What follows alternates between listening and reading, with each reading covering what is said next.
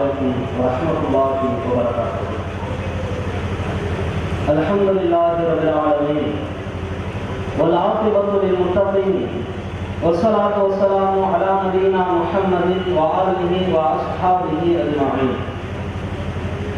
أما بعد فإن أصدق الحديث كتاب الله وأحسن الهدي هدي محمد صلى الله عليه وسلم وشر الأمور محدثاتها وكل محدثة بدعة وكل بدعة ضلالة وكل ضلالة في النار. فقد قال الله تعالى في القرآن العظيم والفرقان المجيد فأعوذ بالله من الشيطان الرجيم.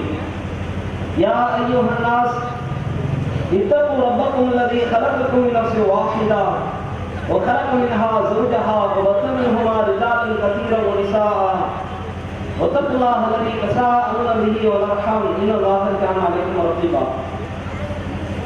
يا أيها الذين آمنوا اتقوا الله حق تقاته ولا تموتن إلا وأنتم مسلمون.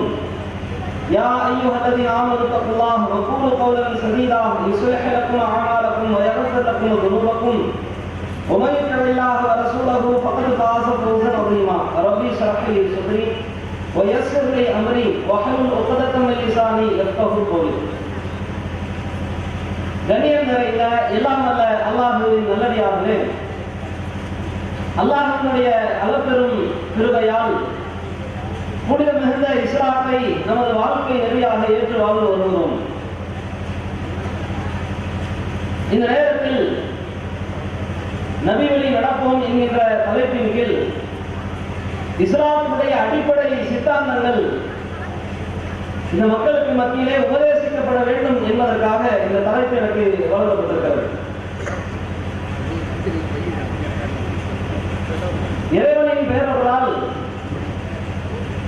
நாம் ஒரு பாதுகாக்கப்பட்ட மார்க்கத்தில் அங்கம் வகித்துக் கொண்டிருக்கிறோம் என்பதை முதலில் நாம் ஆழமாக புரிந்து கொள்ள வேண்டும்.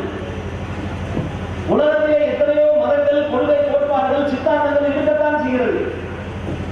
அத்தனை பேரும் அந்த மதத்தை, அந்த கொள்கைகளை, அந்த சித்தாந்தங்களை பின்பற்றி செல்லத்தான் செய்கிறார்கள்.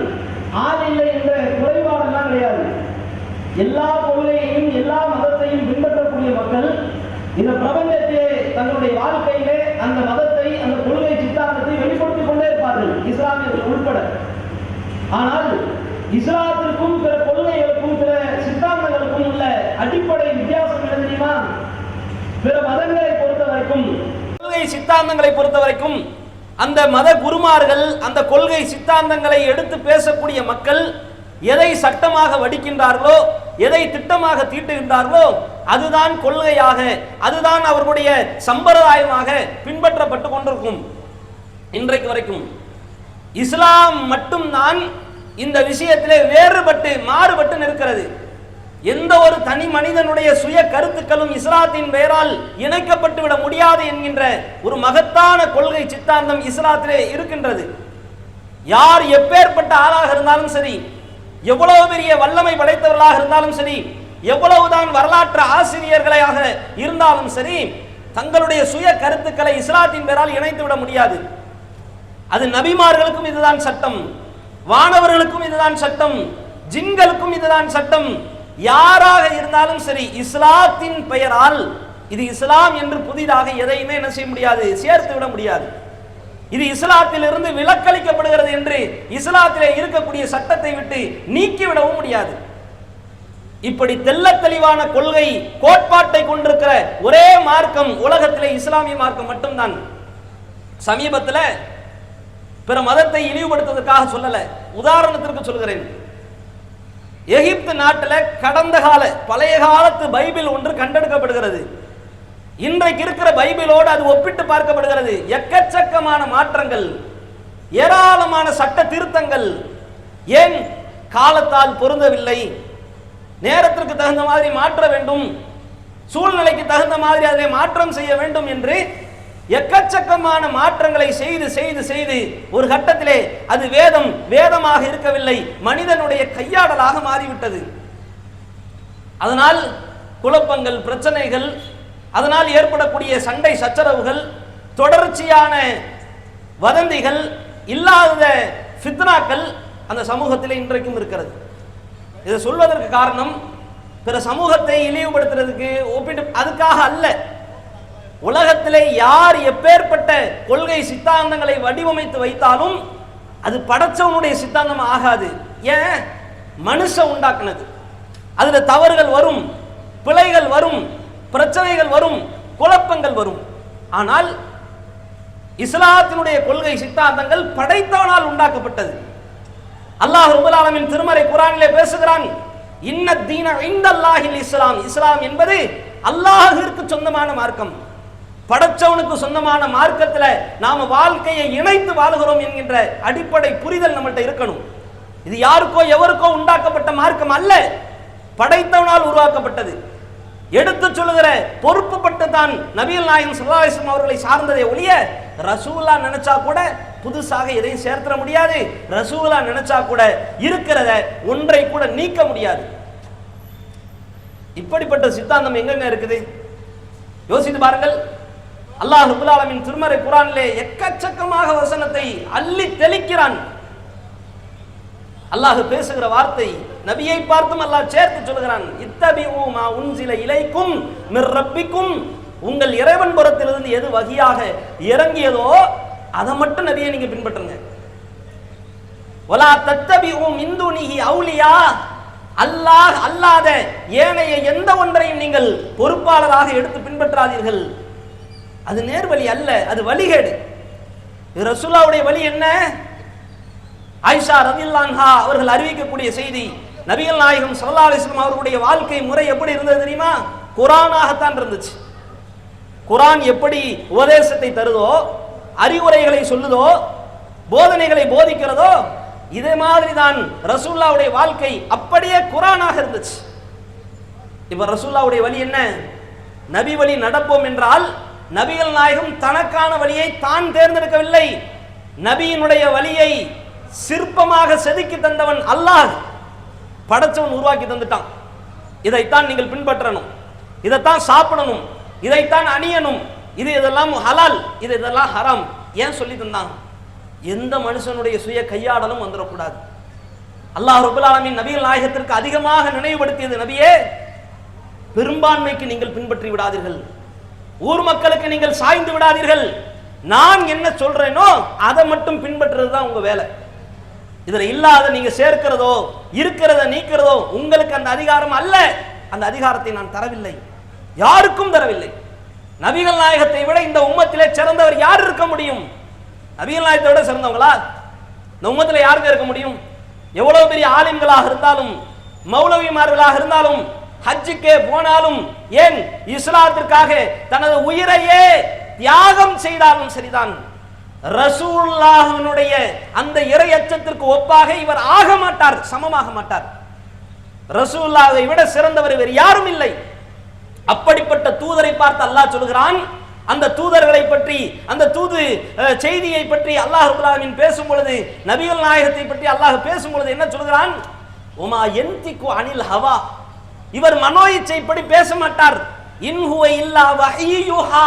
இவர் பேசுகிற ஒவ்வொரு வார்த்தைகளும், அவர் உதிர்க்கிற ஒவ்வொரு சொற்களும் என் புறத்திலிருந்து வந்த வகி செய்தியை தவிர வேறு எதுவும் கிடையாது. அல்லாஹ் இப்படி சான்றளிக்கிறதுக்கு காரணம் என்ன? நபிகள் நாயகமாகவே இருந்தாலும் அவரும் சுய கருத்தை பல நேரத்தில் தங்களுடைய வாழ்க்கையில சொல்லலாம். அது மார்க்கம் ஆகாது. அவர் எதை வகி செய்தியாக சொல்லுகிறாரோ, எதை சட்டத்திட்டமாக இறக்குகிறாரோ அது தன்புறத்திலிருந்து தானாக விரும்பி சொல்லவில்லை, நான் இறக்கி இருக்கிறேன். மதுவை ஹராம் என்று ரசூலுல்லாஹ் சொன்னார்கள். ஏன் சொன்னார்கள்? அல்லாஹ் சொல்ல சொன்னான் சொன்னார்கள். திருட்டை செய்யக்கூடாது, திருடினால் விரல்கள் வெட்டப்படணும், ஏன் சொன்னார்கள்? அல்லாஹ் சொன்னான் சொன்னார்கள். விபச்சாரம் செய்தால், திருமணம் ஆனவனாக இருந்தால் கல்லறி தண்டனை வழங்கப்பட வேண்டும், எது வரைக்கும்? சாகிற வரைக்கும் ரசூலுல்லாஹ் சொன்னார்கள். ஏன் சொன்னார்கள்? அல்லாஹ் சொல்ல சொன்னான், ரசூலுல்லாஹ் சொன்னார்கள். திருமணம் ஆகாதவன் விபச்சாரம் செய்தால் 100 கசையடிகள் அவனுக்கு கொடுக்கப்பட வேண்டும். கொடுக்கப்படும் பொழுது அவன் செத்து விட்டால் அரசின் மீது பொறுப்பு கிடையாது. 100 அடிகளையும் தாங்கிய பிறகு அவனை நாடு கடத்த வேண்டும், ரசூலுல்லாஹ் சொன்னார்கள். ஏன் சொன்னார்கள்? அல்லாஹ் சொல்ல சொன்னான் சொன்னார்கள். அல்லாஹ் விதித்திருக்கிறது தான் சட்டம், அல்லாஹ் போட்டிருக்கிறது தான் திட்டம். இறைவன் தான் இந்த மார்க்கத்தினுடைய பாதுகாவலன், இறைவன் தான் இந்த மார்க்கத்தை வடிவமைத்தவன், இறைவன் தான் இந்த மார்க்கத்திற்கு சொந்தக்காரன். வேறு யாருடைய சுய கையாடல்களும் இஸ்லாத்தில் இல்லை என்பதற்கு இதுவெல்லாம் தக்க சான்று. இதை நாம சொல்வதற்கு காரணம் என்ன தெரியுமா? காலம் செல்ல செல்ல, நன்றாக புரிந்து கொள்ளணும், காலம் செல்ல செல்ல வழிகேட்டினுடைய பரிபாலங்கள், வழிகேட்டினுடைய பிரம்மாண்டங்கள் வித்தியாசமாக சமூகத்தை நோக்கி வீசப்படும். விதம் விதமாக வரும், ரகம் ரகமாக வரும், வேறுபாடு பாகுபாடு இல்லாமல் வரும். ஏன்? அது வழிகேடு, அதனால வரும். வழிகேட்டுக்கு ஏதாவது வரைமுறை இருக்குதா? இவ்வளவுதான், இத்தனை நாள் தான் இல்ல. வழிபாட்டுக்கு தான் வரையறை இருக்குது. லோஹர் தொழுகை எத்தனை? 4 ரக்காத். இது ஒரு கோடு, இது ஒரு எல்லை. ஃபஜ்ர் தொழுகை எத்தனை ரக்காத்து? 2 ரக்காத்து. இது ஒரு கோடு, எல்லை. வழிபாடுகள் எல்லா விஷயத்துக்கும் நல்லா புரிஞ்சுக்கணும். வழிபாடுகள் எல்லா விஷயத்துக்குமே திட்டவட்டமான தெளிவுரை இஸ்லாத்திலே இருக்கும். ஆனால் வழிகேடுகள் எதுக்குமே இதுதான், இவ்வளவுதான், இத்தனை நாள் தான் என்கின்ற எந்த ஒரு வரையறைகளும் இருக்காது. இதுதான் வழிபாட்டுக்கும் வழிகேட்டுக்கும் உண்டான வித்தியாசம். இவர் ரசூலுல்லாஹ்வுடைய வழி எப்படி இருந்தது? வழிபாடாகத்தான் இருந்துச்சு, சட்ட திட்டமாக இருந்துச்சு. நபிகள் நாயகம் ஸல்லல்லாஹு அலைஹி வஸல்லம் அவர்கள் என்ன பேசினார்கள் என்றால் அது அத்தனையுமே ரசூலுல்லாஹி ஸல்லல்லாஹு அலைஹி வஸல்லம் அவர்கள் சுயமாக சொல்லவில்லை, அல்லாஹ் இறக்கிய சட்டமாக இருந்துச்சு. நல்லறங்கள் இருக்குல்லங்க, நல்லறங்கள், நல்லறத்தை செய்வதற்கு கூட ஒரு கட்டுப்பாடு இருக்குது. உலகத்துல எந்த மார்க்கத்திலும் இப்படி இல்லை. ஒருத்தர் சம்பாதிக்கிறாருன்னு வைங்க, நிறைய சம்பாதிக்கிறாரு, ஒரு கட்டத்தில் ஒரு கோடீஸ்வரன் ஆயிட்டார்னு வைங்க. இவர் 2 கோடி ரூபாய் 10 கோடி ரூபாய் சொத்து இருக்குது, சரியா? 10 கோடி ரூபாய் சொத்து உள்ள இந்த மனுஷன் தான் இறப்பதற்கு முன்பாக இறை அச்சம் அவருடைய உள்ளத்திலே குடிபுகுந்ததனுடைய விளைவாக, இறை அச்சத்தினுடைய உச்சகட்டத்திற்கு அவர் சென்றதனுடைய விளைவாக, நான் சேர்த்த இந்த 10 கோடியையும் நான் தர்மம் செய்ய போகிறேன் என்று ஒரு மனுஷன் சொன்னார் என்றால் இஸ்லாத்தின் பார்வையில் அது தடுக்கப்படுகிறது. அவர் சொல்லலாம், நான் தானே சம்பாதிச்சேன், நான் தானே சேர்த்தேன், நான் சம்பாதிச்ச என்னுடைய காசை நான் செலவழிக்க கூடாதா? ஆமா. ரசூலுல்லாஹி ஸல்லல்லாஹு அலைஹி வஸல்லம் அவர்களுடைய காலத்தில் ஒரு மனிதர் வருகிறார், அல்லாஹ்வுடைய தூதரே, என்னுடைய சொத்துக்கள் ஒட்டுமொத்தமாக இஸ்லாமிய ஆட்சியினுடைய கஜானாவிற்கு சொந்தமாக நான் எழுதி வைக்க போகிறேன், கொடுக்க போகிறேன், தர்மம் செய்ய போகிறேன். ரசூலுல்லாஹ் சொன்ன வார்த்தை, செய்யக்கூடாது, முழு சொத்தையும் செய்யக்கூடாது. சொன்ன காரணம் என்ன தெரியுமா? உன் மனைவிகள், உன்னுடைய பிள்ளைகள், உன்னுடைய தாய் தந்தையர்கள், உன்னுடைய உறவுகள், உன்னுடைய சொந்த பந்தங்களை நடுத்தருவிலே வெறுமென விட்டு அல்லது பிறரிடத்திலே கையேற்ற விட்டு நீ இப்படி ஒட்டுமொத்தமாக தர்மம் செய்ய தடை செய்யக்கூடாது. அந்த மனிதர் விடல. அல்லாஹ்வுடைய தூதரே, சரி முழு சொத்தை தான் கொடுக்க கூடாதுன்றீங்க, பாதி சொத்து இருக்குல்ல, 10 கோடி வச்சிருக்கிறாங்கன்னா ஒரு 5 கோடியை நான் தர்மம் செஞ்சிடறேன் அல்லாஹ்வுடைய தூதரே என்று கேட்கிறாங்க.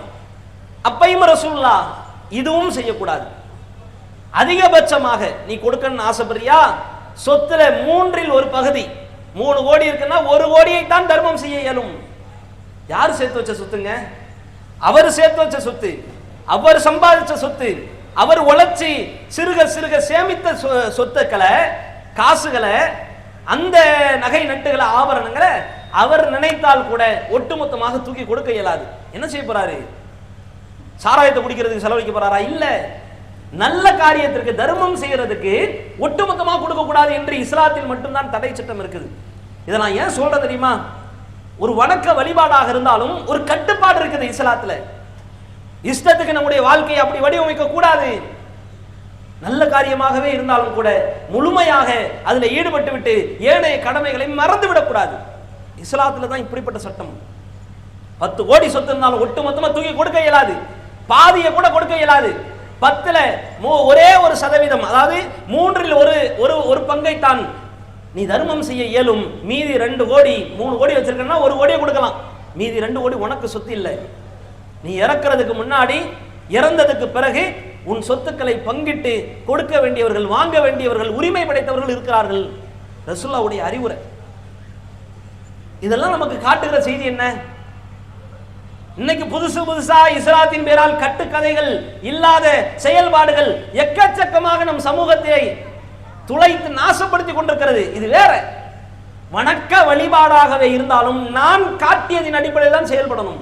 ரசூல்லா இப்படி திட்டம் வச்சிருந்தாங்களே, ஏன் வச்சிருந்தாங்க? வகி செய்தி ரசூல்லாவை அப்படி வழி நடத்துச்சு. இன்னும் பாருங்கள், ஒரு மனிதர் ரசூல்லா காலத்துல ஒரு முடிவை எடுக்கிறார். நான் இரவெல்லாம் நின்று வணங்க போகிறேன், சரி. பகலெல்லாம் நோன்பு வைக்க போகிறேன், சரி.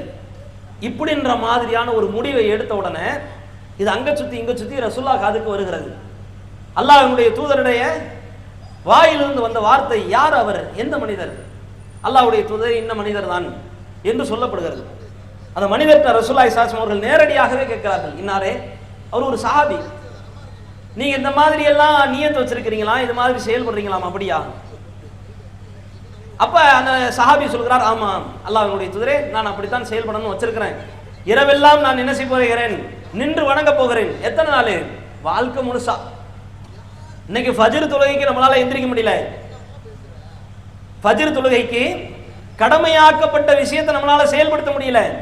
இரவு தொழுகை என்ன கட்டாய கடமையா, ஃபர்லா? அந்த சஹாபி எடுத்த முடிவை பாருங்கள், இறை அச்சத்தினுடைய வெளிப்பாடாக எடுத்த ஒரு முடிவு தான். ஆனால் அதை கூட ரசூலுல்லாஹ் தடுக்கிறார்கள். இரவெல்லாம் நின்று வணங்க போகிறேன், பகலெல்லாம் நோன்பு வைக்க போகிறேன் என்றேன். இப்படிப்பட்ட முடிவை எடுக்கிறதுக்கு உனக்கு அனுமதி கொடுத்தவன் யார்? செய்யக்கூடாது. நானும் தொழுவதானே செய்கிறேன், நான் தொழவும் செய்கிறேன், தூங்கவும் செய்கிறேன், நான் நோன்பு வைக்கவும் செய்கிறேன், நோன்பை விடவும் செய்கிறேன். ஏன் இது கூடுதலாக சொல்லப்பட்ட விஷயங்கள்? இது என்ன, நீங்கள் உங்களை நீங்களே அப்படியே உங்களுடைய உடலை சேதப்படுத்தி உங்களுடைய ஏனைய கடமைகளை மறந்துவிட்டு இப்படி போகிறீங்களே, இது தப்பு என்று ரசூலுல்லாஹ் சொல்றாங்க. தவறு. தொழணுமா, தொழுவுங்க, தூங்கவும் செய்யணும். நோன்பு வைக்கணுமா, நோன்பு வைங்க, நோன்பை விடவும் செய்யணும். இப்படி ரசூலுல்லாஹ் சொல்றாங்கன்னா, சொல்லிவிட்டு என்ன சொன்னாங்க தெரியுமா? இன்னலி ஐனிக அலைக ஹக்கா, உங்கள் கண்களுக்கு செய்ய வேண்டிய கடமை இருக்கிறது. இன்னலி ஜௌஜிக அலைக ஹக்கா, உங்கள் மனைவிமார்களுக்கு செய்ய வேண்டிய கடமை இருக்கிறது. இன்னலி ஜௌரிக அலைக ஹக்கா, உங்களுடைய விருந்தாளிகளுக்கு செய்ய வேண்டிய கடமை இருக்கிறது. ரசூலுல்லாஹி ஸல்லல்லாஹு அலைஹி வஸல்லம் அவர்கள் சொல்கிறார்கள், இன்னலி ஜஸதிக அலைக ஹக்கா, உங்கள் உடலுக்கு செய்ய வேண்டிய கடமை இருக்கிறது. கண்ணுக்கு செய்ய வேண்டிய தூக்கம், தூக்கத்தை விட்டுவிட்டு எல்லா நேரமும் தொழப்போகிறேன் என்று ஒரு மனிதர் முடிவெடுக்கிறார் என்றால் அதை கூட ரசூலுல்லாஹ் தடுக்கிறார்கள். மனைவிக்கு செய்ய வேண்டிய கடமை, இல்லறத்திலே ஈடுபடணும், அந்த உணர்வினுடைய வடிகால் அதெல்லாம். அந்த கடமையை விட்டுவிட்டு நாளெல்லாம் தொழப்போகிறேன், நோன்பு வைக்க போகிறேன் என்று முடிவு எடுப்பதற்கு உங்களுக்கு அனுமதி கொடுத்தவன் யார்? ரசூலுல்லாஹ் தடுக்கிறாங்க. யோசித்து பாருங்கள். இதெல்லாம் நமக்கு காட்டுகிற செய்தி என்ன? வழிகேடு அப்புறம் வழிபாடுகளை செய்வதாக இருந்தாலும் கூட ஒரு கட்டுப்பாடுகளை விதித்திருக்கிற மார்க்கம் இஸ்லாமிய மார்க்கங்க. இப்படிப்பட்ட மார்க்கத்தில் அங்கம் வகிக்கிற நாம் இதுதான் நபி வழி என்பதை உணர்ந்து கொள்ளணும். இந்த நபி வழியை பின்பற்றினால் மட்டும்தான் சுவனம் என்கின்ற பூஞ்சோலையிலே நம்மால் பிரவேசிக்க இயலும். அந்த சொர்க்கத்துக்காக தானே வாழ வந்திருக்கிறோம். எதுக்கு வாழ வந்திருக்கிறோம்? உலகத்துல நல்ல சாப்பிட்டு நல்ல மகிழ்ச்சியா இன்பமா சந்தோஷமா வாழ்ந்து இந்த வாழ்க்கையை கழிப்பதற்காக நாம் வரல. இந்த உலகத்திலே நபி வழியை எவ்வளவு பெரிய இக்கட்டான நெருக்கடியான குழப்பமான சூழல் வந்தாலும் விட்டு விட்டு ஓடி விடாமல் அதை இறுக பற்றி கொண்டு இறுதி வரைக்கும் நம்முடைய இறப்பு வரைக்கும் நாம் பயணிக்க வேண்டும், வாழ்ந்து கழிக்க வேண்டும் என்பதற்காகத்தான் உலகத்தில் அல்லாஹ் ரப்பல் ஆலமீன் நமக்கு தந்திருக்கிறான் இந்த மார்க்கத்தை. அதுக்குத்தானே இந்த மார்க்கம், அதுக்குத்தானே இந்த குர்ஆன், அதுக்குத்தானே ஹதீஸுகள், அதுக்குத்தானே ரசூலுல்லாஹ்வினுடைய வருகை, அதுக்குத்தானே ரசூலுல்லாஹ்வுடைய சொல் செயல் அங்கீகாரம் அத்தனையுமே. வேற எதுக்கு? ரசூலுல்லாஹ் எதுக்கு வந்தார்கள்? மார்க்கத்தை உள்ளபடி சொல்லணும், என்னைய பின்பற்றணும். எல்லாரும் ஒரு கொள்கையை ஏற்றிருக்கிறோம். என்ன கொள்கை? லா இலாஹ இல்லல்லாஹ், வணக்கத்திற்கு தகுதி படைத்தவன் அல்லாஹ் ஒருவனை தவிர வேறு யாரும் இல்லை. வணக்கம்னா அல்லாஹ்வுக்கு மட்டும்தான் உரித்தானது. முஹம்மது ரசூலுல்லாஹ், இந்த முஹம்மது அல்லாஹ்வினுடைய தூதர் என்று நாம் நம்பிக்கை கொண்டு இஸ்லாத்தை ஏற்று தழுவி இன்றைக்கு அங்கம் வகித்துக் கொண்டிருக்கிறோமே. இஸ்லாத்தினுடைய அடிப்படை சாராம்சமே இதுதான். மார்க்கத்தில் உள்ளபடி பின்பற்றணும். இன்னைக்கு என்ன நிலைமை? அப்படியே மாறுபட்டு போகக்கூடிய, வேறுபட்டு போகக்கூடிய, இஸ்லாத்தை கூறு போட்டு நிற்கக்கூடிய ஒரு அவல நிலை, ஈமானை இழந்து நிற்கக்கூடிய ஒரு அவல நிலை நம் சமூகத்தில் இருக்குதா இல்லையா? மனசாட்சியை தொட்டு யோசித்து பாருங்கள். இன்னைக்கு என்னென்ன அவலங்கள் நடக்கிறது? திருமணத்தின் பேரால், காதுகுத்தின் பேரால், பிறந்த நாள் கொண்டாட்டம், எக்கச்சக்கமாக யார் என்ன சொன்னாலும் இஸ்லாம் என்ற பெயரில் பின்பற்றுகிற ஒரு கூட்டம், ஒரு முட்டாள் கூட்டமாக இன்றைக்கு நம் சமூகம் மாறி இருக்குதா இல்லையா? அல்லாஹ் பாதுகாக்கணும். இதுக்கா அல்லாஹ் இஸ்லாத்தை தந்தான்? எது ஹலாலி எது ஹராம்னு அல்லாஹ் தெல்ல தெளிவா சொல்லி தந்துட்டான் நானே. இதை எதை செய் இதை எதை செய்யக்கூடாது என்று அல்லாஹ் போதிச்சு தந்துட்டான் நானே. இந்த கோட்பாட்டுக்குள் இந்த வரையறைக்குள் நம்முடைய வாழ்க்கையை வழிநடத்த இயலாவிட்டால் நாம் எப்படி ஈமானுக்கு சொந்தக்காரர்களாக இருக்க முடியும்? யோசித்து பாருங்கள். ரசூலுல்லாஹி ஸல்லல்லாஹு அலைஹி வஸல்லம் அவர்கள் தன்னுடைய வாழ்நாள்ல நீங்க பாருங்க, அழகான உதாரணம். ரசூலுல்லாஹி ஸல்லல்லாஹு அலைஹி வஸல்லம் அவர்கள் தேனை குடித்து விட்டு, நம்ம அதிகமாக கேள்விப்பட்டிருப்போம், தேனை குடித்து விட்டு வீட்டிற்கு வருகிறார்கள். வீட்டில் மனைவிமார்கள் என்ன செய்றாங்க, ஏதோ துர்வாட வீசுற மாதிரி இருக்குதே, ஏதோ கெட்ட ஸ்மெல் வருதே அப்படின்ற மாதிரி சொல்லிட்டாங்க. ரசூலுல்லாஹ் சொன்ன வார்த்தை என்ன தெரியுமா? தேனை தானே குடிச்சோம், தேனை குடிச்சதுனால துர்வாடை அடிக்குது போல, தேன் எனக்கு இனிமேல் ஹராம் அப்படின்னு சொல்லிட்டாங்க. தேன் பொதுவாக ஹராமா? தேன் என்னது, நமக்கு ஹலாலு. தேனை சாப்பிடலாம், சாப்பிடணும். அதிகமான மருத்துவ குணங்கள் இருக்குது, அதிகமான சத்துக்கள் இருக்குது, தாது சத்துக்கள், இரும்பு சத்து எக்கச்சக்கமா இருக்குது. மருத்துவத்துக்குள்ள போனா அவ்வளவு பேசலாம். இப்ப ரசூலுல்லாஹ் அல்லாஹ் ஹலாலாக்குனதை என்ன செஞ்சிட்டாங்க? சமூகத்துக்கு ஹராமாக்கல. நல்லா புரிஞ்சுக்கணும். சமூகத்துக்கு ஹராமாக்குனாங்களா? யாரும் இனிமேல் தேனை குடிக்க கூடாது அப்படி சொன்னாங்களா? அப்படி சொல்ல ரசூலுல்லாஹ், எனக்கு நான் ஹராமாக்கி கொள்கிறேன், எனக்கு தடை, நான் இனிமேல் குடிக்க மாட்டேன். இப்படி சொன்ன ரசூலுல்லாஹ்வுக்கு அல்லாஹ்ட்ட இருந்து என்ன பதில் வந்துச்சு தெரியுமா? அல்லாஹ் கடுமையான வசனத்தை கொண்டு இறக்குகிறான். யா அய்யுஹன் நபி, நபியே, லிம துஹர்ரிமு மா அஹல்லல்லாஹு லக, அல்லாஹ் உங்களுக்கு ஹலாலாக்கிய ஒன்றை நீங்கள் எப்படி ஹராமாக்க முடியும்? அல்லாஹ்வுடைய கேள்வி. தபுத்தகை மருளாத்த அஸ்வாஜிக்க, உங்கள் மனைவி ஆசைப்படுறாங்க அப்படின்றதுக்காக நான் ஹலாலாக்குனதை நீங்க எப்படி ஹராமாக்க முடியும்? அந்த உரிமையை, அந்த அதிகாரத்தை உங்களுக்கு தந்தவன் யார்? தரலையே. நீங்க இஷ்டப்பட்டதையெல்லாம் சொல்றதுக்காக உங்களை அனுப்பி வச்சேன். நான் உங்களுக்கு என்ன சொன்னேனோ அதைத்தான் சொல்லணும், இல்லாததை பேசக்கூடாது நபியே. எப்படிப்பட்ட தூதர்! உஸ்வத்துன் ஹசனா என்று அல்லாஹ் இந்த உலக மக்களுக்கு இந்த உலக பொதுமறையான திருமறையை வைத்து அல்லாஹ் அறிவிக்கிறான். எல்லா மக்களுக்கும் அழகான ஆகச் சிறந்த முன்மாதிரி ரசூலுல்லாஹ். அப்படிப்பட்ட தூதரை அல்லாஹ் கண்டிக்கிறான். நீங்க இஷ்டப்பட்டதை எல்லாம் சட்டமாக்க கூடாது, உங்களுக்கு தோணுனதை எல்லாம் மார்க்கமாக்க கூடாது, அல்லாஹ் கண்டிக்கிறான். எப்படிப்பட்ட தூதர்! அந்நபியு அவுலா பில் முஃமினீன மின் அன்ஃபுசிக்கும், உங்களுடைய உசுரை விட மேலாக மதிக்கப்பட வேண்டியவர்கள், போற்றப்பட வேண்டியவர்கள், புகழப்பட வேண்டியவர்கள், பாதுகாக்கப்பட வேண்டியவர்கள் இந்த அன்னலம் பெருமகனார் ரசூலுல்லாஹி ஸல்லல்லாஹு அலைஹி வஸல்லம் அவர்கள். இப்படி அல்லாஹ் சொல்கிறானே, உசுரை விட மேலா மதிக்கணுமா? உசுரை விட மேலாக மதிக்கக்கூடிய ஒரு நபராக அல்லாஹ் இந்த தூதரை எடுத்து காட்டிவிட்டு, அந்த தூதருக்கும் ஒரு வரையறை, ஒரு அளவுகோல், இவ்வளவுதான், இதுதான் உங்களுடைய அதிகாரம், நான் என்ன சொன்னேனோ அதை எடுத்து சொல்றதுதான் உங்களுடைய அதிகாரம், இல்லாத பேசக்கூடாது, நான் சொல்லாத வகையாக்க கூடாது, மார்க்கமாக்க கூடாது, நான் சொன்னதை மட்டும் வேணும். அல்லாஹ் இந்த அளவுக்கு பேசுகிறான் என்றால் இன்னும் கூடுதலா ஒரு வசனத்தை சொல்லுவா. குர்ஆன்ல அல்லாஹ் பேசுகிறான், வலவு தக்கவல அலைனா பஅதல் அகாவில், இந்த தூதர் நம்மின் மீது ஏதேனும் சொல்லாத சொல்லை எல்லாம் இட்டுக்கட்டி இருந்தால் லஅഖதுனா மின்ஹு பில் யமீன், இவரை நம்முடைய வலது கரத்தால் பிடித்திருப்போம்.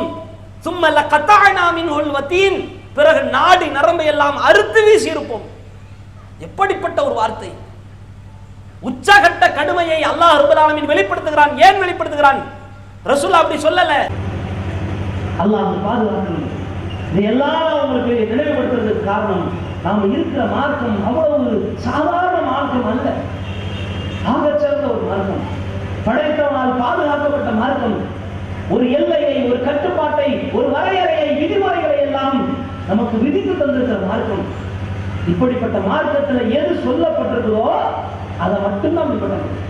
சொல்லப்படாத எந்த செயல்பாடுகளிலும் யார் எப்பேற்பட்ட ஆள் சொன்னாலும் சரிதான், ஊரே சேர்ந்து முடங்கினாலும் சரிதான், அது பாவம் தான், அது தவறுதான், அது தீமைதான், இஸ்லாத்தின் மேலால் இட்டு கட்டுகிற ஒரு அதிக பிரசங்கி தனம்தான் என்பதை புரிந்து கொள்ளுங்கள்.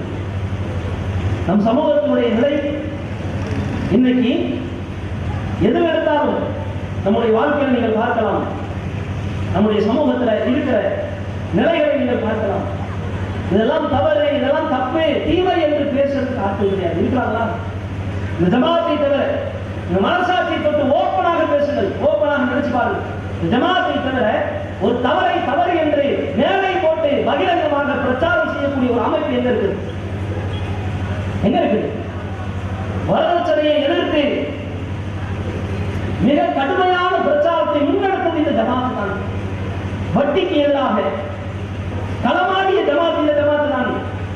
வரதட்சணை மட்டுமல்ல, வட்டி மட்டுமல்ல, போதை என்கின்ற பாதையின் பக்கம் சென்று இந்த சமூகத்திலே வருங்கால தலைமுறையாக எதிர்காலத்துடைய இளம் வித்துக்களாக இருக்கின்ற இளைய சமூகம் நாசத்தை, ஒரு அழிவை, ஒரு பாதிப்பை நோக்கி செல்லும் பொழுது அவர்களை தடுத்து நிறுத்தி தக்க வைத்து இஸ்லாத்தின் பக்கம் நிற்க வைத்த ஒரு ஜமாத் இந்த ஜமாத் தான்.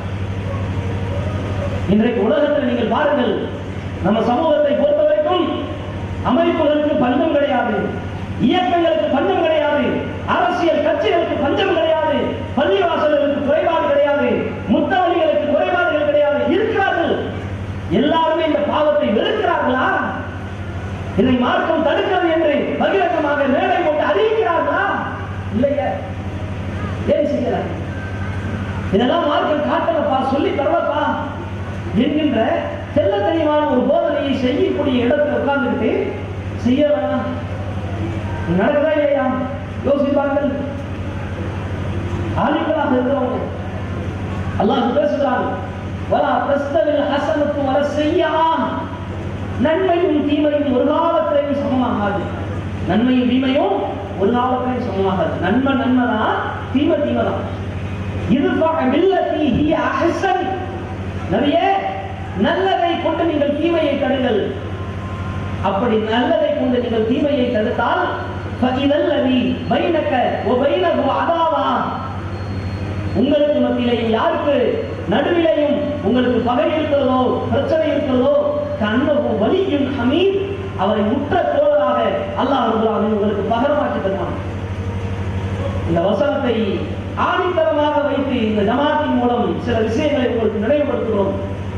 பாவத்தின் பக்கம், தீமையின் பக்கம் இஸ்லாம் அங்கீகரிக்காத, இஸ்லாம் காட்டித் தராத, இஸ்லாம் கற்றுக் கொடுக்காத காரியங்களிலே தங்களை ஈடுபடுத்திக் கொண்டிருக்கிற மக்கள் யோசித்து பார்க்கணும். பொதுமக்களாக இருப்பவர்கள் இதெல்லாம் மார்க்கம் சொல்லல என்று எங்களுடைய சுய அறிவின் அடிப்படையில் சொல்றோமா அல்லது மார்க்க அடிப்படையில் சொல்றோமா? இது நபி வழி அல்ல என்று பேசுவதற்கு ஒவ்வொன்றாக நீங்கள் எடுத்து பாருங்கள். சமீபத்தில் பராத் இரவு இஸ்லாம் காட்டி தந்துச்சா? பராத் இரவு எங்களுக்கு கொண்டாட தெரியாதா? பராத் இரவு கொண்டாடினால் எங்களுக்கு காசு வராதா? எங்களுக்கும் அந்த சாப்பாட்டின் மீது நாட்டம் இல்லையா, தேட்டம் இல்லையா? அதை சாப்பிட்டால் எங்களுடைய நாக்கும் அந்த ருசியிலே நனைந்து விடாதா? எல்லா ஆசையும் இருக்கத்தான் செய்யுது. பராத் இரவு இஸ்லாத்தில் இருக்குதா என்கிற அடிப்படை கேள்வி ஏன் எழல? எதுக்கு எழல? மார்க்கம் சொல்லி தரலையே. ரசூலுல்லாஹ்வுடைய வாயிலிருந்து ஒரே ஒரு நாள் ரசூலுல்லாஹ்வுடைய வாயிலிருந்து இந்த பராத் என்கிற வார்த்தை வந்தது கிடையாது. ஒரு ஆதாரப்பூர்வமான ஹதீஸ் இருக்கிறார், செய்திகள் இருக்கிறார்.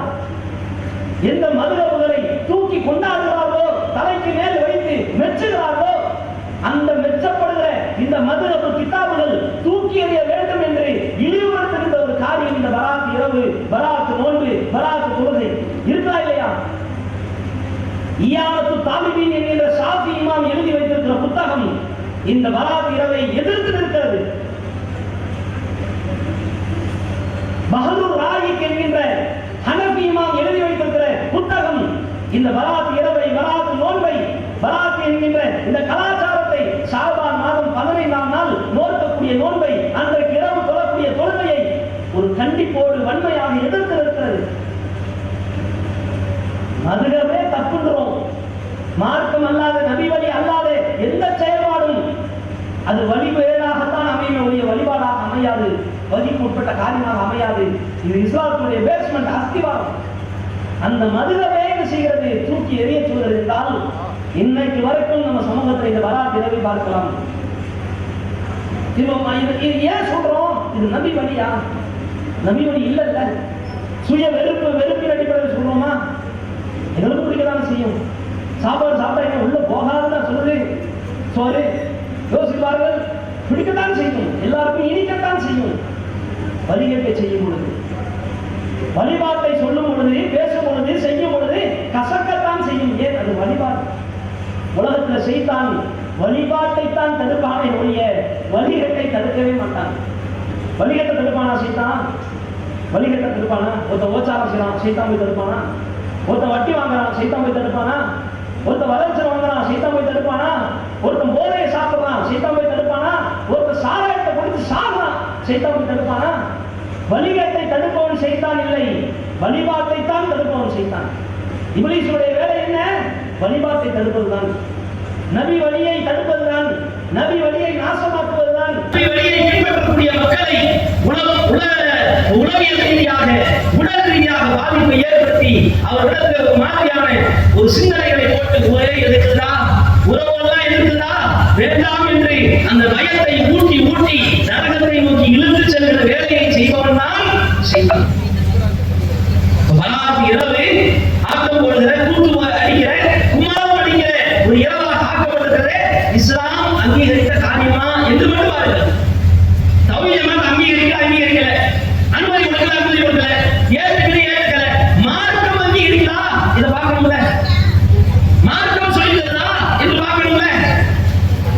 அது எது நபி அதன்படி செயல்படணும். வராது இரவு மட்டுமல்ல, மேராஜ் இரவு என்று சொன்னாங்க. ரசூலா இந்த கிழமையெல்லாம் போனாங்க, மேராஜ் பயணம் போனாங்க. அதுல உள்ள சம்பவம் எல்லாம் உண்மைங்க, அதுல உள்ள செய்திகள் எல்லாம் உண்மை. ரசூலா சொர்க்கத்தை ரசூலுல்லாஹி ஸல்லல்லாஹு அலைஹி வஸல்லம் எட்டி பார்த்தார்கள், ரசூலுவுக்கு எடுத்து காட்டப்பட்டுச்சு. நரகத்தை ரசூலுல்லாஹி ஸல்லல்லாஹு அலைஹி வஸல்லம் பார்த்தார்கள், ரசூலுவுக்கு நரகம் எடுத்து காட்டப்பட்டுச்சு. தொழுகை கடமையாக்கப்பட்டுச்சு. நபிமார்களை ஒவ்வொரு வானத்தையும் சென்று ஒவ்வொரு நபிமார்களை பார்த்தார்கள், எல்லாமே உண்மை. ஆனால் நாம இன்றைக்கு நம்ம மக்கள் சில பேர் புரிந்து வைத்திருக்க இந்த டேட்ல தான் ரசூலா மேராஜுக்கு போனாங்க என்று நம்பக்கூடிய நம்பிக்கை தான் இஸ்லாத்துக்கு அப்பாற்பட்ட காரியம். மார்க்கம் எந்த நாளையுமே சிறப்படுத்த ரசூலா சொன்ன வார்த்தைங்க, முஸ்லிம்கள் கொண்டாடப்படுவதற்கு தகுதி படைத்த நாட்கள் ரெண்டே 2 நாட்கள். ஒன்று ஹஜ் பெருநாள், இன்னொன்று நோன்பு பெருநாள். இதை தவிர என்ன கொண்டாட சொல்லுது இஸ்லாம்? என்ன கொண்டாட சொல்லுது? அரஃபா நாள், ஆஷுரா நாள், அதை ரசூலுல்லாஹி ஸல்லல்லாஹு அலைஹி வஸல்லம் கொண்டாட சொன்னார்கள், நோன்பு சொன்னாங்க. இதை தாண்டி இஸ்லாம் கொண்டாடப்படுவதற்கு தகுதி படைத்த நாள் என்று ஏதாவது சொல்லலாம்? மேலாவது பயணம் போனாங்க, சரி உண்மை. இந்த டேட்ல தான் போனாங்க, ஒரு ஹதீஸா காட்ட முடியுமா? காட்ட முடியாது. அவன் நபி வழியா? நபி வழி அல்ல, இது நரக வழி, ரசூலா செயல்பாடு அல்ல. அன்னைக்கு நைட்டு ரசூலா நோன்பு சொன்னாங்களா, தொலை சொன்னாங்களா? புதுசா காரியங்க. இதெல்லாம் தௌஹீத் ஜமாத்துக்கு பிடிக்காத நினைக்கிறீங்களா? இதுல இருந்த எல்லா மக்களும் அங்கிருந்து வந்தவர்கள் தான், அதை செய்தவர்கள் தான். நான் செய்திருக்கிறேன், கடந்த காலத்தில் நாம் செய்திருக்கிறோம். எல்லாருமே அதை வெறுத்து ஒதுக்கி வந்திருக்கிறோம்னா எதுக்கு? எதனால வந்திருக்கோம்? என் மண்ட சொல்லுச்சு, என் அறிவு சொல்லுச்சு, அதுக்கு அல்ல.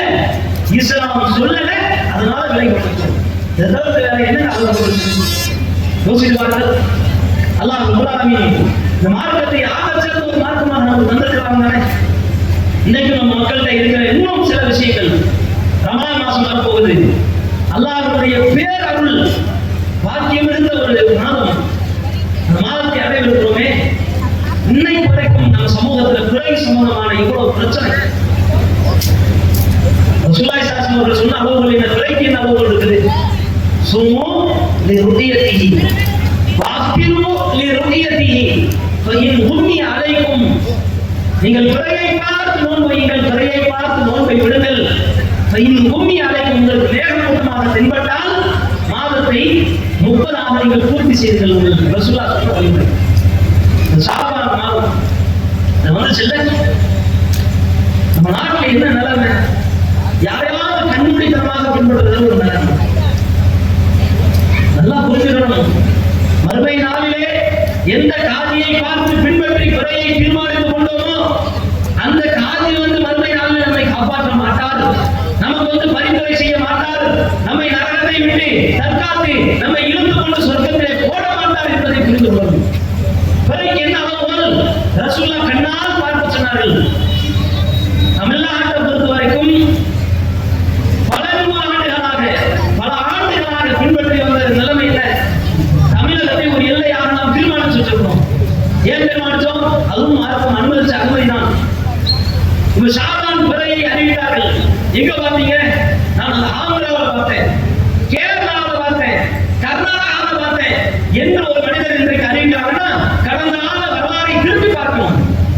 இதே காதி, இதே அரசினுடைய காதியாக அங்கம் வைத்தவர்கள் கடந்த காலத்தில்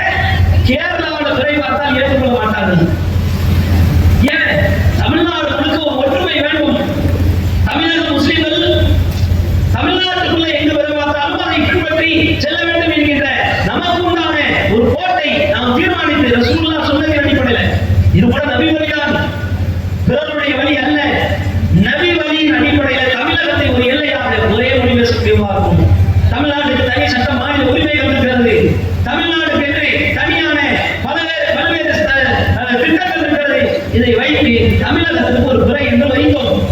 கடந்த காலத்துல சொன்னேன், பிறையில குழப்பம் செஞ்சது யாரு? ஷாபான் பிறைய பிறை தென்படவே இல்லை. தமிழ்நாட்டில் எந்த பகுதியிலும் தென்படல.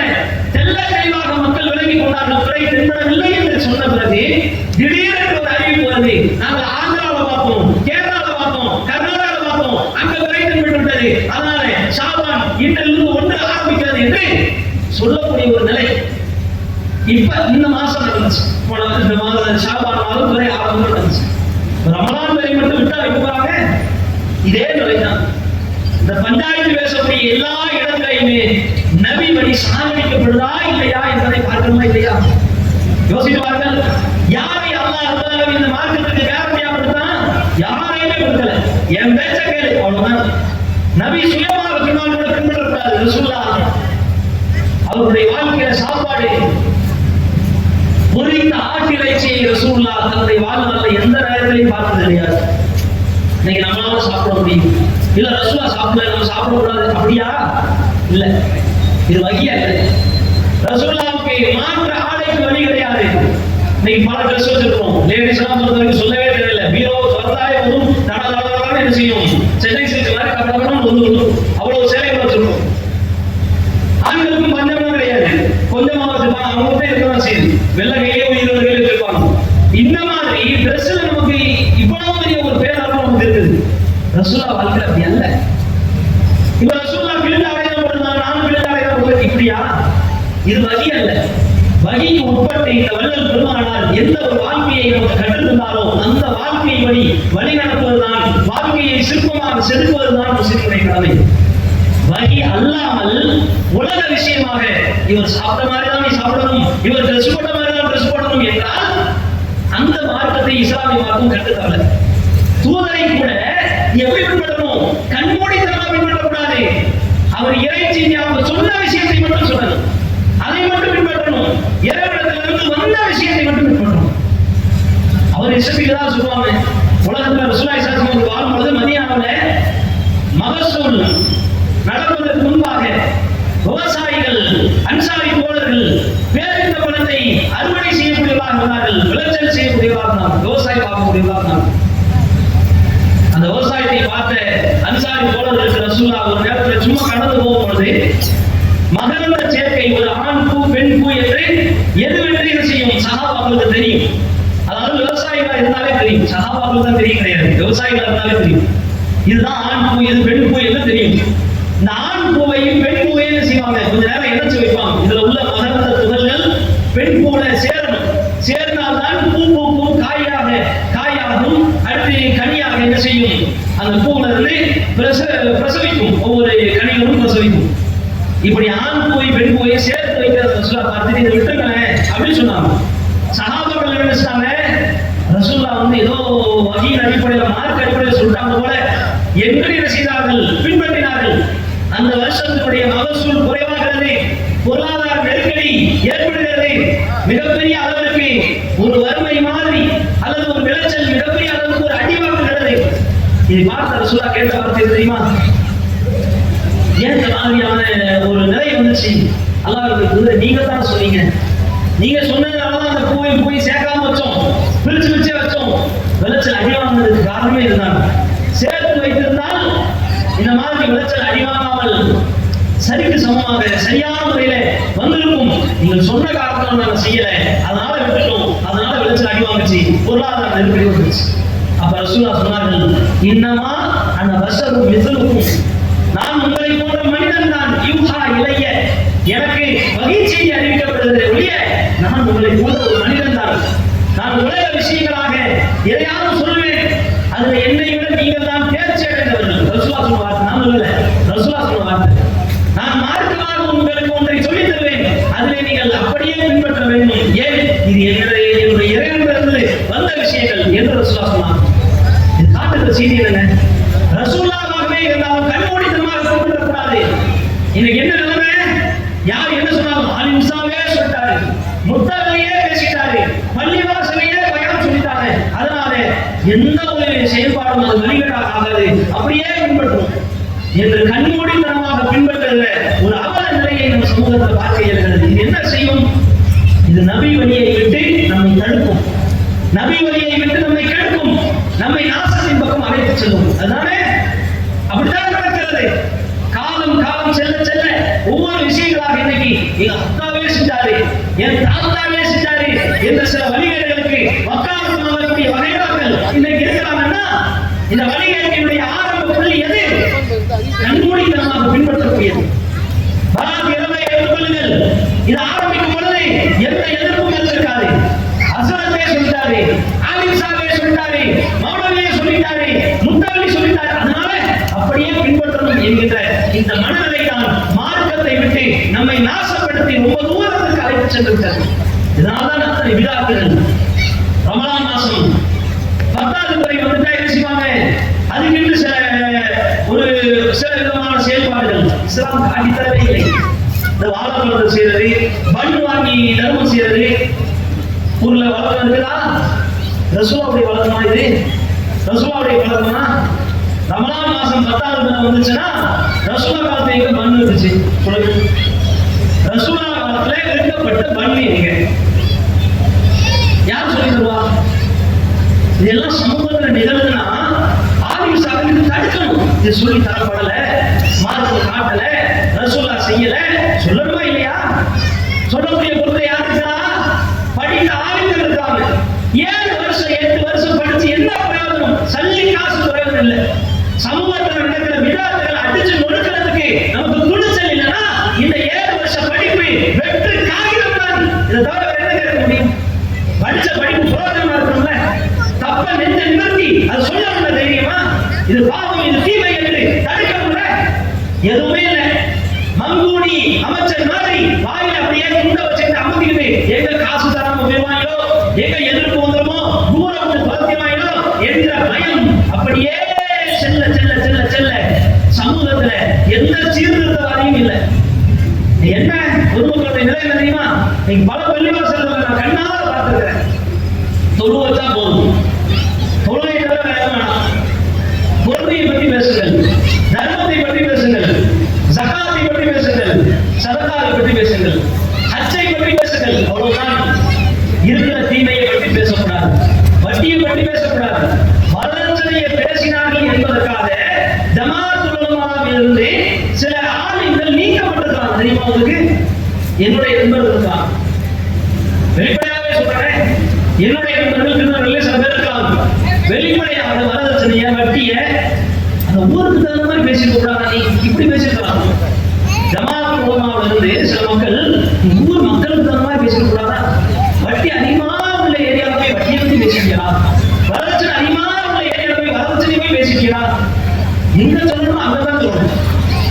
எப்படி இல்லாத இடத்துல போய் போகிறது, ஆள் இல்லாத இடத்துல இருக்க ஆரம்பிக்கிறேங்கிற மாதிரி யாருமே இல்லாத இடத்துல போய் என்னத்தை பேசினார்? ஏதாவது பிரயோஜனம் இருக்குதா?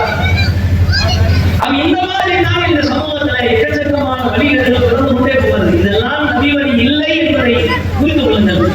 அல்லாஹ் இதை காட்டி தரல, இதை கற்று தரல. இது சொல்றதுனால எங்களுக்கு என்ன மிகப்பெரிய அளவுக்கு காசா வருது அல்ல. நாம் எல்லோரும் ஒரு தாய் மக்களாக இருக்கிறோம், அண்ணன் நபிகளாக இருக்கிறோம், அக்கா தங்கச்சிகளாக இருக்கிறோம், ஆமன் மச்சான்களாக இருக்கிறோம். பிரதமர் தொப்புள்குடி சகோதர சகோதரிகளாகவே இருந்தாலும் கூட ஆதம் நபிக்கும் ஹவ்வா அலைஹிஸ்ஸலாம் அவர்களுக்கும் பிறந்த மக்கள் தான். ஒருபடி மேலாகவே சொல்கிறேன், நம்மை அழித்து நாசமாக்க வேண்டும், நம்மை கொடூர சட்டங்களால் துளைத்தெடுக்க வேண்டும், மிகப்பெரிய சதி திட்டங்களால் இந்த சமூகத்தை சாகடிக்க வேண்டும் என்று களத்தை எதிர்பார்த்து காத்துக் கொண்டிருக்கிற மோடி, அமித்ஷா வகைராக்களாகவே இருந்தாலும் கூட ஆதம் அலைஹிஸ்ஸலாம் ஹவ்வா அலைஹிஸ்ஸலாம் அவர்களை சந்ததிகள் தான். இதெல்லாம் நாட்கள் இருக்கா? அந்த கட்சியை விமர்சனம் செய்யல, எல்லா இடத்திலும் விமர்சனம் செய்யணும். எதிரிகள் கூட ரசூலுல்லாஹ் சில இடத்துல பிரார்த்தனை செய்திருக்கிறார்கள், இறைவா இவர்களுக்கு நேர்வழி கொடுத்து கூடுதலான அதிகபட்சமான நெருக்கடியை கொடுக்கும் பொழுது ரசூலுல்லாஹ் சாபத்தை வேண்டியிருக்கிறார்கள். இது சில சமயங்கள் தான். ஆனால் அதிகமான நேரத்தில் ரசூலுல்லாஹ் அந்த மக்களுக்கு ஹிதாயத்தை வேண்டியிருக்கிறார்கள். இறைவா மோடி அமித்ஷாவாக இருந்தாலும் கூட, அந்த கட்சியை சார்ந்தவர்களாக இருந்தாலும் கூட இஸ்லாமியர்கள் மீது அதிகப்படியான வெறுப்பையும் காழ்ப்புணர்ச்சியையும் கட்டமைத்து விட வேண்டும் என்று கங்கணம் கட்டி காத்துக் கொண்டிருக்கிற இந்த கல்வி கூட்டங்களாக இருந்தாலும் சரிதான், இவருக்கு நேர்வழி கொடுத்து ஹிதாயத்தை கொடுத்து இறைவா என்று பிரார்த்தனை செய்வதை இஸ்லாத்தில் தடையெல்லாம் கிடையாது. பாபர் மசூதி என்கிற ஒரு பள்ளியை இடித்தவர் தான் இதே இந்தியாவில் கிட்டத்தட்ட 80-90 பள்ளிவாசல்களை கட்டி எழுப்பியிருக்கிறார். யார் கொடுத்த ஹிதாயத்? அல்லாஹ் கொடுத்த ஹிதாயத். இப்படி பார்க்க செய்யலாம். இது ஒரு தனி டாபிக். இது சொல்றது காரணம், சமூகத்துல இது மாதிரியான பாவங்களை, தீமைகளை, நபி வழிக்கு அப்பாற்பட்ட செயல்பாடுகள் எதுவாக இருந்தாலும் நாம் எதிர்த்து நிற்பதற்கு காரணமே உலகத்துல காசு பணம் சம்பாதிப்பதற்கு அல்ல, போற்றப்பட வேண்டும், புகழப்பட வேண்டும், மெச்சப்பட வேண்டும் என்பதற்காக அல்ல. இஸ்லாம் இதை காட்டி தரவில்லை.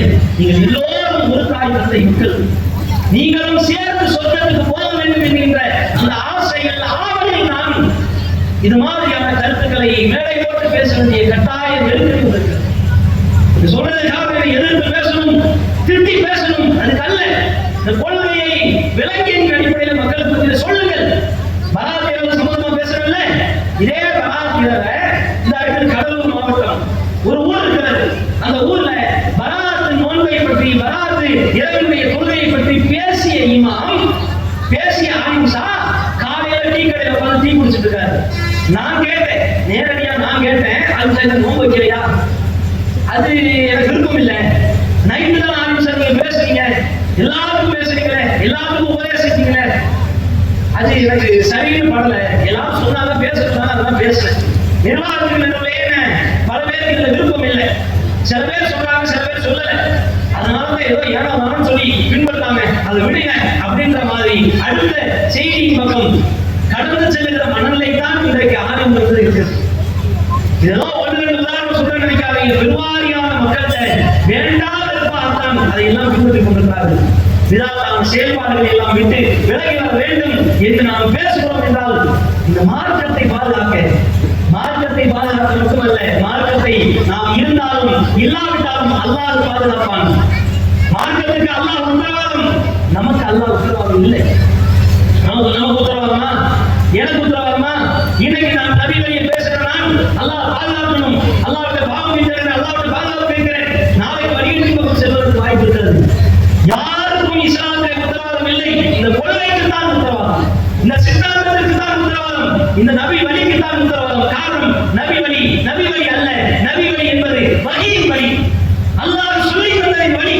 இந்த வழிக்கு கியாமத் நாள் வரைக்கும் கேரண்டி, வாரண்டி, உத்தரவாதத்தை அல்லாஹ் நமக்கு பகிரங்கமாக பிரகடனப்படுத்தி இருக்கிறான். கியாமத் நாள் வரைக்கும் இந்த கொள்கைக்கு அழிவே கிடையாது, சாவே கிடையாது. இந்த கொள்கையை அனுபவிக்கிற நாம் நம் வாழ்க்கையில எந்த நேரத்திலேயும் இது மாதிரியான தடுமாற்றங்கள், இது மாதிரியான இஸ்லாமுக்கு அப்பாற்பட்ட செயல்பாடுகள் எந்த நேரத்திலையும் தொடரக்கூடாது.